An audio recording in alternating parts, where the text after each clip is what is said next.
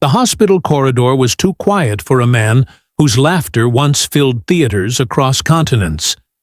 The fluorescent lights hummed softly above, indifferent, as if they did not recognize the name whispered in trembling voices outside the intensive care unit. TomHanks.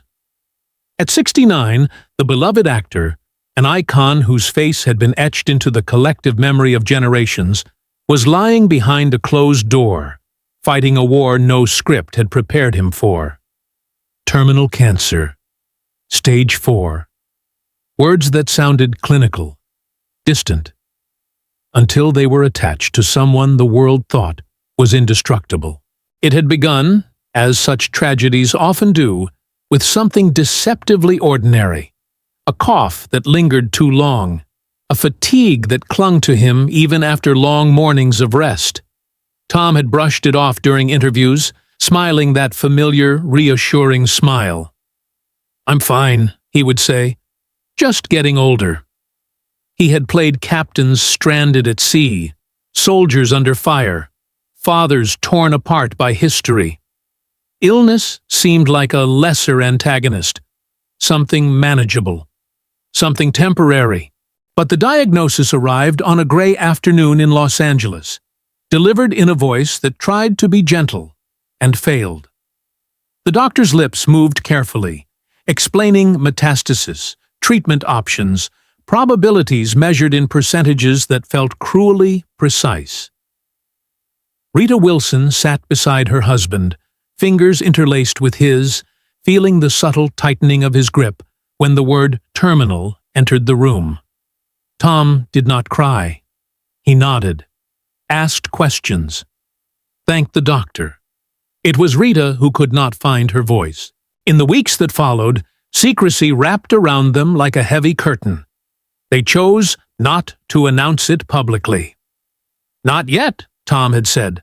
"Let's live first." And so they tried. Between chemotherapy sessions and hospital visits, he insisted on walking along the beach at sunset, the Pacific wind tugging at his thinning hair. Paparazzi photos began to surface, Tom looking slimmer, paler. Headlines speculated about weight loss, exhaustion, stress. The truth was far more unforgiving. At night, when the house grew still, Rita would sit beside him as he slept, listening to the uneven rhythm of his breathing. The man who once carried entire films on his shoulders now struggled to climb the stairs. She learned the vocabulary of oncology, platelet counts, immune response, palliative care. She learned to smile for visitors and cry in the shower where the sound of water could disguise her grief. One evening, after a particularly brutal round of treatment, Tom asked Rita to bring him a small wooden box from his study. Inside were letters, handwritten, addressed to their children. "Just in case," he said softly.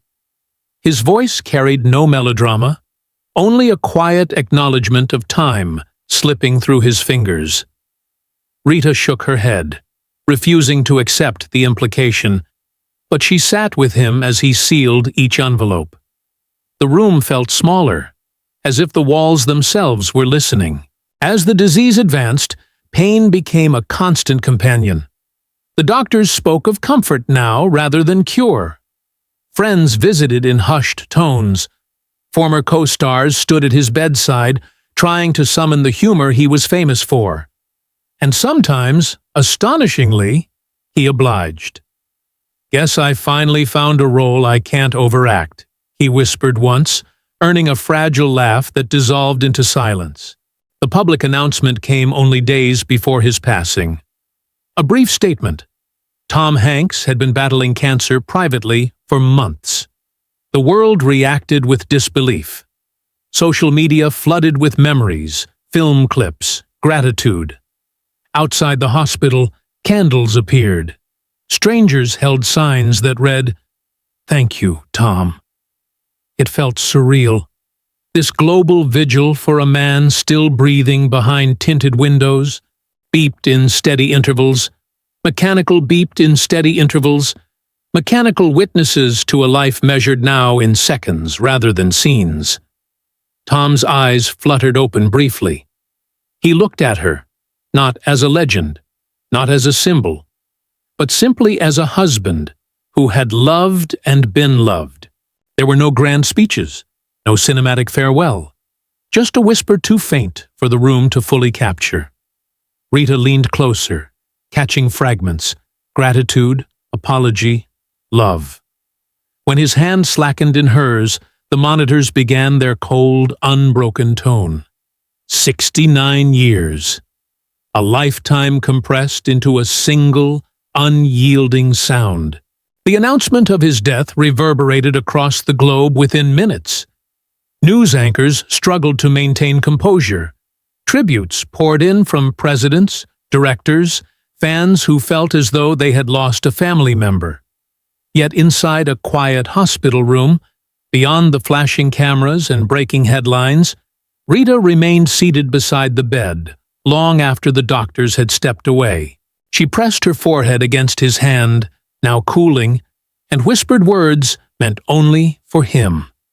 The weight of shared decades, inside jokes, red carpets, arguments, reconciliations, collapsed into that single unbearable moment. She had stood beside him through awards and standing ovations. Now she stood alone in the echo of absence. Later, at home, she wandered into his study. The wooden box still sat on the desk, lighter now, emptied of its letters. The house felt unfamiliar, as though it belonged to someone else. Outside, the world continued its relentless motion. Cars passing, birds calling, headlines updating. Inside, time had fractured. Rita would later describe those final weeks as both a blur and an eternity.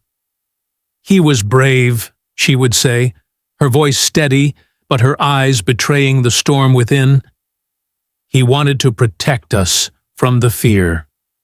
But fear had found them anyway, creeping into quiet corners, settling into empty chairs at the dinner table. On the night after the funeral, an intimate ceremony far from Hollywood's spectacle, Rita sat alone in the living room. The applause of 1,000 past premieres seemed to echo faintly in her memory. She could almost hear his laughter drifting down the hallway, could almost imagine him stepping into the room with a playful remark to break the silence. Instead, there was only the ticking of a clock, and somewhere between the last flicker of candlelight and the first hint of dawn, Rita realized that the world would forever remember TomHanks as a legend. But she would remember the way he reached for her hand in the dark, the way he whispered her name when the pain grew too sharp, the way he tried to smile even when the script had run out of hope. Outside, morning began to gather quietly on the horizon. In the days that followed, the world kept replaying his greatest performances on glowing screens. But Rita found herself replaying smaller things. The moments no camera had captured. The way Tom would shuffle into the kitchen at 6 in the morning, hair uncombed, insisting on making coffee himself, even when his hands trembled from treatment. He always used the same chipped blue mug, the one from a roadside diner in Oregon, because he claimed coffee tasted braver in it. When the illness began to hollow him out, it wasn't the dramatic scenes that defined him. It was the stubborn rituals. He still folded the newspaper, even when he barely had the strength to hold it. He still asked about the neighbor's dog. He still paused at the window in the late afternoon, watching the light settle over the garden as if memorizing the color of it. If you had stood there beside him, close enough to hear his breathing, you would have noticed the way he leaned slightly against the frame for support. You would have seen the faint crease between his brows, not from pain, but from concentration, as though he were studying the ordinary world one last time. The roses needed trimming. The mailbox was slightly crooked. Somewhere in the distance, a lawnmower hummed. Life continuing. Rita began keeping a quiet inventory of these details, as if collecting fragments could somehow delay the inevitable. the faint scent of eucalyptus from his aftershave, the soft rasp in his laugh when the medication dried his throat, the way he would squeeze her hand twice, always twice, when words felt too heavy. There was an afternoon when the power went out unexpectedly. The house fell into a dim, uncertain silence. For a moment, panic flickered across Rita's face. Machines, medications, schedules all depended on order. But Tom just smiled faintly and said, "Feels like camping." They lit candles. The living room glowed amber. Shadows climbed the walls like silent spectators. He told her a story about his first audition, embellishing it the way he always did, adding exaggerated gestures that made her laugh despite everything. And for those few minutes, if you had been sitting on the rug with them, you might have forgotten the IV stand in the corner. You might have believed they were simply two people sharing a quiet evening, the illness reduced to something distant and abstract. As the weeks narrowed, Tom's world shrank to the radius of his hospital room. Yet even there, he found ways to remain unmistakably himself. Nurses would enter expecting solemnity and leave carrying stories. He learned their names, asked about their children, complimented their patients. One nurse later said he made her feel like she was the one being cared for. On the bedside table lay a pair of reading glasses he no longer needed, a paperback novel with a bookmark frozen halfway through, and a photograph of Rita from decades earlier. Wind in her hair, laughing at something beyond the frame. He kept that photo turned slightly toward him, as though he could draw strength from the memory of who they had once been. If you stood by the door on his final week, you would have heard the soft rhythm of oxygen flowing through the tube, a mechanical whisper that underscored every conversation. You would have seen the sunlight filter through the blinds, striping his blanket with pale gold. You might have noticed how he traced invisible lines on the fabric, as if mapping out thoughts he could no longer speak. Rita never left for long. She memorized the exact shade of his skin as it grew more translucent. She memorized the cadence of his breathing. Sometimes she would rest her head on the mattress near his shoulder, listening to his heartbeat through the thin hospital gown. It was slower now, deliberate. Each beat felt like a question. One evening, he motioned for her to come closer. His voice was barely audible. "Remember the rain in Rome?" he asked. She did. They had been caught in a sudden downpour years ago, laughing as they ran through narrow streets. He described the smell of wet stone, the way her dress clung to her shoulders. His memory was vivid, luminous. For a moment, the hospital dissolved. It is in those details, the chipped mug, the power outage, the rain in Rome, that he becomes more than a headline. He becomes a man with habits, with flaws, with tenderness tucked into the simplest gestures. The legend fades, and what remains is something quieter and infinitely more human. After he passed, Rita found his slippers still tucked beneath the bed, one slightly askew, as if he had kicked it off in haste. She did not move them for days. The indentation of his head remained on the pillow. The faint outline of his presence lingered in rooms that suddenly felt too large. Friends would speak of awards, of iconic roles, of cultural impact. But Rita would remember how he hummed absent-mindedly while watering plants, how he mispronounced complicated medical terms just to make her smile. How, even when his body failed him, he insisted on standing up to greet visitors because it's only polite. If you listen closely to the silence he left behind, you can almost hear those small sounds still echoing. The shuffle of slippers on hardwood, the clink of a spoon against ceramic, the low murmur of a joke told just to ease someone else's fear. And somewhere in that quiet accumulation of ordinary details, TomHanks lives again. Not as a distant star fixed in cinematic history, but as a man moving gently through a room, reaching for a blue mug, turning toward the window, memorizing the light as if he knew it would not always be there. There were things he never explained. Even in the final weeks, when honesty seemed like the only currency left, Tom kept certain thoughts folded inside himself, like letters he chose not to mail. Rita sensed it, the way his eyes would drift past her shoulder sometimes, focusing on something she could not see. The way he would begin a sentence and then let it dissolve into a faint smile. "Later," he would whisper. Later never came. In the hospital, rumors began to circulate quietly among staff. Not about the diagnosis, that was clinical, documented, but about the visitors who arrived after midnight. A man in a dark coat who signed no name. A woman who stayed only 5 minutes and left with red-rimmed eyes. They were not celebrities. They were not family. They came and went like footnotes in a story no one else had read. Rita asked him once gently, "Who was here last night?" He paused before answering. "Too long." "An old friend," he said, "from before." "Before what? Before fame?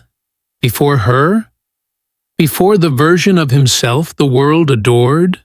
He did not clarify. There was also the notebook. A thin black notebook that appeared on his bedside table one afternoon, seemingly out of nowhere. Rita had never seen it before. Its cover was worn, edges softened as if it had traveled in pockets for years. He kept it close, even when he no longer had strength to hold much else. Sometimes he would open it, run his fingers across the pages, then close it again without writing. Once, while he slept, Rita almost reached for it. Her hand hovered inches above the cover. But something stopped her. Not fear. Respect. As if the notebook contained a version of him she had not yet met. He never mentioned what was inside. Outside the hospital walls, the media tried to piece together a narrative. Speculation fed headlines. Some claimed he had known about the illness for years. Others suggested experimental treatments, secret clinics overseas, desperate last-minute trials. A single blurred photograph surfaced online. Tom sitting in a car, looking out the window with an expression so unreadable it became a Rorschach test for millions. Was it regret? Peace? Defiance? No one agreed. Even Rita found herself questioning moments from their past. Had there been signs she missed? Late-night phone calls he dismissed as work. Long walks taken alone. A sudden urgency to sort through old boxes in the attic. At the time, it had seemed like nostalgia.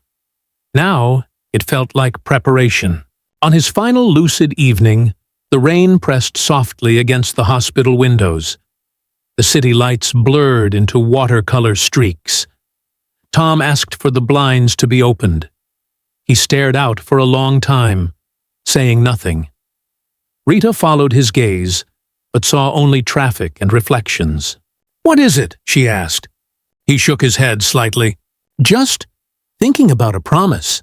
"A promise to who?" He didn't answer. Instead, he reached for her hand and squeezed twice, like always. The next morning, the notebook was gone. No one admitted to moving it. Nurses hadn't touched it. Rita searched the drawers, the cabinets, even the waste bin. Nothing. It was as if it had never existed at all. When she mentioned it to the doctor, he offered a polite but puzzled look. "Are you sure it was here?" She was sure, or at least she thought she was. After his passing, as the world absorbed the loss in waves of televised tributes and candle-lit vigils, another detail surfaced quietly in the background. A small donation had been made, anonymously, to a rural theater program in a town neither Rita nor the press recognized as significant. The amount was exact, precise, as if calculated with intention. The date of the transfer matched the night of the rain. Rita discovered it weeks later while reviewing paperwork. There was no note attached, no explanation, just a confirmation number and a town name that stirred something faintly familiar in her memory. When she asked his longtime agent about it, he hesitated before responding. "Oh," he said slowly, "that place." But he did not elaborate. At home, the mystery settled into the spaces he once occupied. Rita would sometimes wake in the early hours, convinced she heard the faint scratch of a pen on paper. Once, she found a photograph tucked inside a book on his shelf. An old black-and-white image of a small stage with a handwritten caption on the back. "We begin here." The handwriting was his, or close enough. There were other oddities. A voicemail saved on his phone with no contact name attached. A draft email never sent. A key in his desk drawer that opened nothing she could find. Each detail felt like a thread leading somewhere just beyond reach. Friends encouraged her not to dwell. He was private, they said. He carried things quietly. But privacy did not explain the timing. The careful sequencing of events. The way certain conversations seemed rehearsed, as though he had been guiding them toward something without revealing the destination. Even in death, he resisted a clean narrative. The public wanted closure, a final quote, a resolved arc, a tidy explanation for every shadow. But Tom had always understood storytelling better than most. He knew that mystery lingers longer than answers, that what remains unsaid can echo louder than declarations. On some evenings, Rita would sit in his study, the wooden box of letters now empty, and feel as though she were standing on the edge of a story still unfolding. The air seemed charged with unfinished sentences. The house held its breath. Once, while rearranging books, she noticed a faint indentation on the shelf where something had once rested. Something rectangular, notebook-sized.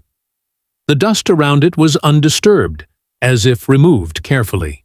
She traced the outline with her finger, and for a fleeting second, she felt certain that somewhere, perhaps in a small theater in an unremarkable town, or in the hands of a stranger who once visited after midnight, the rest of his story was still being written.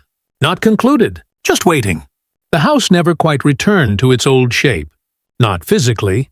Walls still stood, doors still opened, but something in the air had shifted, as if a quiet rearrangement had taken place when no one was looking. Rita would walk from room to room at dusk, when the light thinned into something almost translucent, and feel as though she had entered a space suspended between memory and something else she could not name. She stopped turning on all the lights. Instead, she let the shadows remain where they fell. In the kitchen, the chipped blue mug still sat in the cabinet. She had tried, once, to move it to the back. It felt wrong. She placed it exactly where it had always been. Second shelf, slightly to the left, handle turned outward. Sometimes, without thinking, she would take it down, fill it with coffee, and set it on the counter opposite her own cup. Steam would rise. No one would drink it. There were moments when she almost believed she had imagined parts of those last weeks. The notebook, the rain, the half-finished sentences. Grief has a way of distorting edges, softening what was sharp, sharpening what was faint. She would stand by the window in his study and wonder if she had mistaken coincidence for design. But then she would find something small. A receipt folded inside a book. A bookmark moved. A faint indentation in the armchair cushion that refused to smooth out completely. And the uncertainty would return. One late afternoon, months after the funeral, Rita drove without planning to. The road curved along the coast, the ocean flat and distant beneath a pale sky. She told herself she was simply seeking air, distance. But when she glanced at the address on a folded piece of paper in the passenger seat, the one she had copied from that anonymous donation, she realized she had already chosen a direction. The town was smaller than she expected, quiet, unremarkable in the way places become when they do not demand attention. She parked near a modest building with a faded marquee. The letters announced a community performance scheduled for the following week. The door was unlocked. Inside, the theater smelled faintly of dust and old velvet. Rows of empty seats faced a stage lit by a single overhead bulb. Rita stepped forward slowly, her footsteps echoing in the stillness. There was nothing grand about it. No plaques bearing his name, no portraits, no acknowledgement of the donation, just a stage. She moved closer. On the wooden floorboards near the center, she noticed something carved faintly into the grain. Not fresh, not obvious. She knelt to see it better. 2 words. Begin here. The same phrase from the back of the photograph.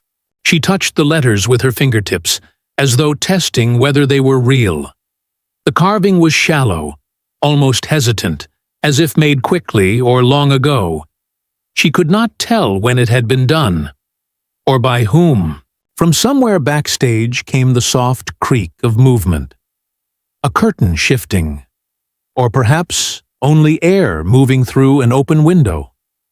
Rita stood, her heart steady but alert. She waited. No one appeared. She walked toward the wings, peering into the dimness beyond the stage lights. Costumes hung on a rack, their fabrics muted by time. A script lay open on a small table, lines underlined in pencil. On the corner of the table sat a thin black notebook. Her breath caught. She stepped closer. The cover was worn, the edges softened. Her hand hovered above it, just as it had months ago in the hospital room. But this time she did not hesitate. She opened it. The pages were filled, not with confessions, not with explanations, but with fragments. Dialogue, stage directions, sketches of scenes. Some lines were crossed out. Others trailed off mid-sentence. Names appeared and disappeared. A recurring note written in the margins. Leave space. She flipped through page after page, searching for something definitive. A reason, a revelation. But the entries never resolved into a single story. They were beginnings, possibilities, characters introduced and then abandoned, questions posed and never answered. Near the back, she found a line written in steadier ink. Not everything is meant to close. No signature, no date. The theater door creaked softly somewhere behind her, and for a fleeting second, she thought she heard footsteps in the aisle. She turned quickly. Empty seats, faint light filtering through dust. When she looked back down, the page before her was blank. She blinked. The previous writing seemed less distinct now, as if it were fading into the paper. She turned another page. Blank. Another. Blank. Her pulse quickened. Not in fear, but in recognition of something she could not quite grasp. The notebook felt lighter in her hands. A draft from the stage brushed past her shoulder, cool and almost deliberate. The overhead bulb flickered once, twice, then steadied. Rita closed the notebook slowly. She did not take it with her. Instead, she placed it back on the table exactly as she had found it. The script beside it remained open to a page marked only with a single line. A man stands in the doorway, undecided. Outside, the sky had shifted toward evening. The ocean beyond the town reflected a dim, silvery light. She stepped out of the theater and let the door close behind her without checking whether it locked. As she reached her car, she paused and glanced back. For a moment. Just a moment. The marquee lights flickered on, though no performance was scheduled that night. The letters glowed faintly against the growing dark. Then, one by one, they dimmed again. Rita did not return to the theater, at least not that anyone could confirm.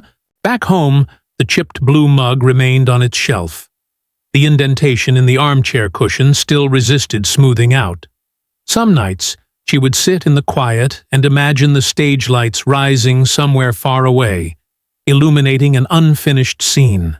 A man standing in a doorway, not stepping forward, not turning back, just there, and in the space he leaves behind, the story lingers, unclosed, echoing softly, as if waiting for someone else to decide where it should begin.